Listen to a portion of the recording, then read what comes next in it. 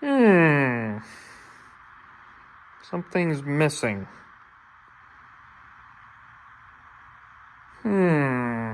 Something else is missing.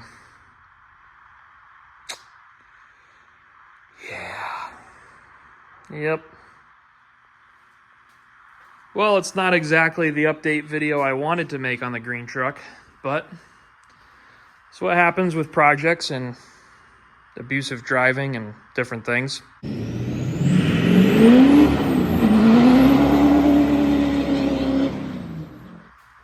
So, quick story time. Back in May 2024, blew the turbo. Driving like a douchebag, and put a new turbo on, a bunch of new gaskets. I think I did a new oil cooler at the same time, kind of unrelated. And ever since then, the truck had run fine, but it always seemed like it had really high EGTs compared to the previous turbo, even though the two turbos were more or less the same thing, at least the same intended purpose.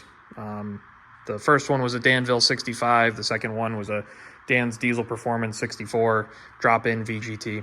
Anyway, then rewind, actually to the day I got the skid steer back in November of 24.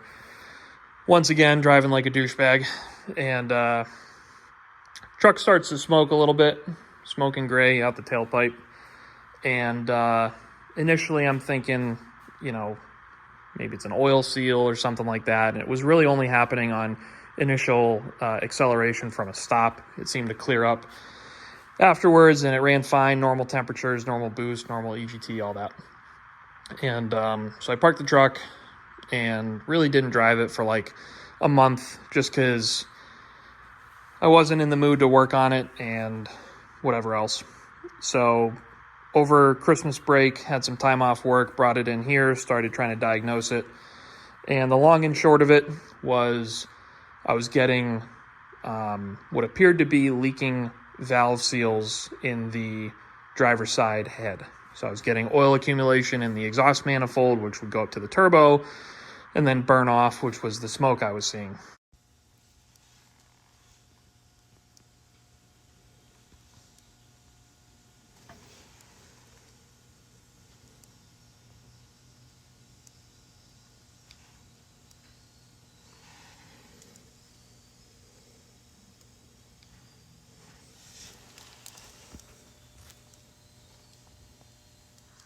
And as I was doing this diagnosis, I was trying to make sure it wasn't a head gasket or combustion gas in the coolant or whatever. So pulled the engine and pulled the heads off, and with the intentions of having the one side valve seals redone. But then I found some, I wouldn't really call it scoring, it's more of like a stain in one of the cylinders.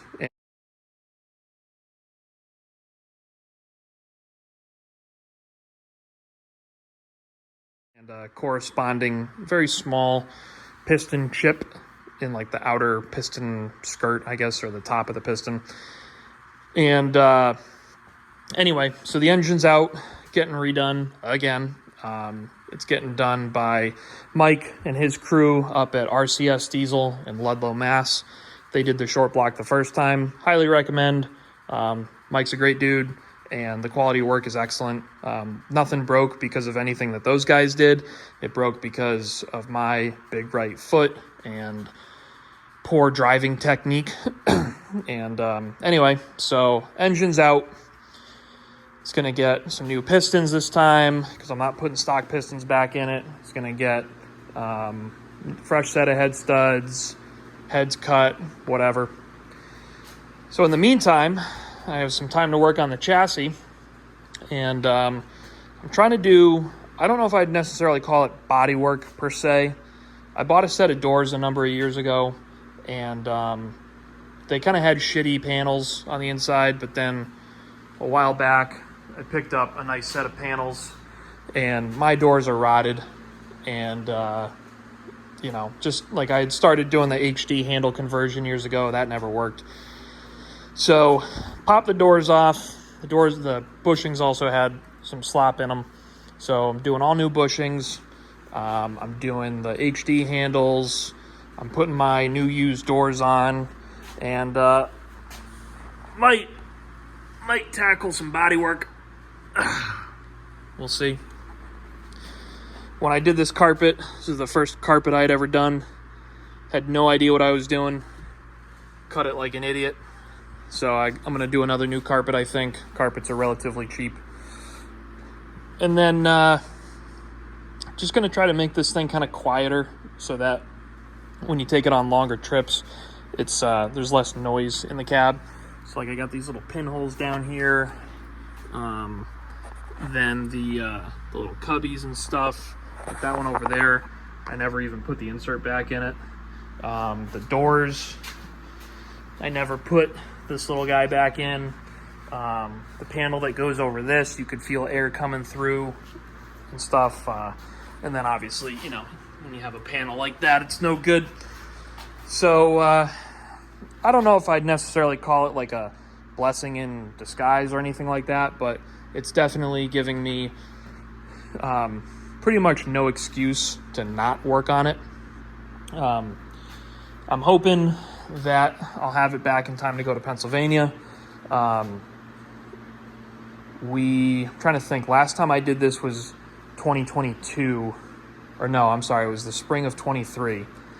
And I was able to get the truck back together just in time to go get the mini truck, which was around the same time as when plow day is, which is the 11th and 12th of April this year.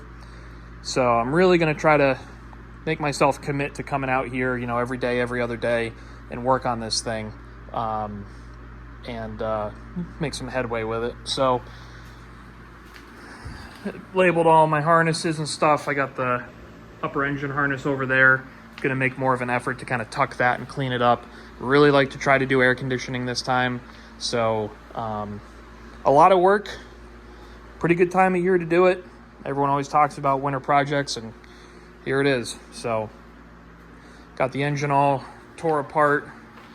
Probably gonna have the injectors cleaned. Probably gonna get this thing tuned, honestly, or retuned, because it's pretty dirty, like more than it should be, in my opinion. Yeah, I don't know. Third time's a charm, I guess. So I don't know how much of this I'm gonna document. You know, it's hard enough getting out here to work on stuff, let alone stop what you're doing and hit record and go edit a video and just, you know, whatever. So if there's anything interesting, I'll try to get it on the camera, but no promises, fair warning. And you know, hopefully everything goes according to plan, and you know, in maybe 2 months or so, that would be mid-March, this thing will be back on the road. So there's the update. Not a great one, not a terrible one. The engine was running fine when it came apart. I have no concerns about it ever, you know, having issues again.